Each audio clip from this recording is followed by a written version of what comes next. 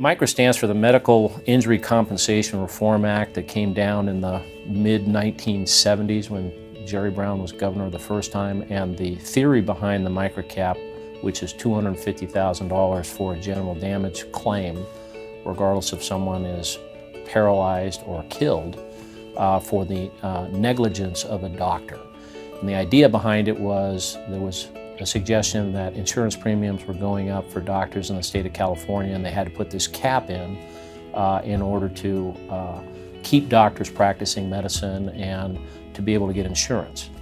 But the statistical data shows that in California and other cases that have caps, that the rates of insurance premiums going up is the same in California as it is in other cases in other states.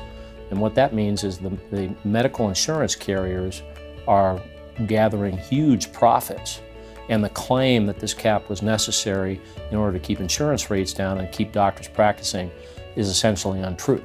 And there have been multiple efforts over the years to try to raise that cap in some way, but the insurance industry and the doctors groups, there was an initiative 2 years ago where they spent, I believe, something close to $70 million to defeat the initiative that was put on the ballot.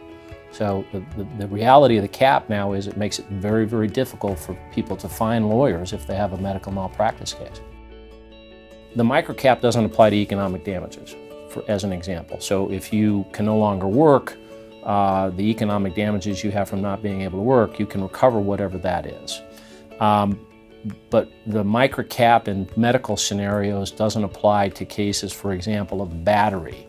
If a doctor does a procedure that a patient didn't consent to, would be an example. Another example would be what I call medical fraud cases, where you're suing a doctor for failing to disclose some particular piece of information, for example, a financial conflict of interest, where the doctor is receiving money from a company to use products that are used in a way the FDA hasn't approved, and the patient isn't aware of that.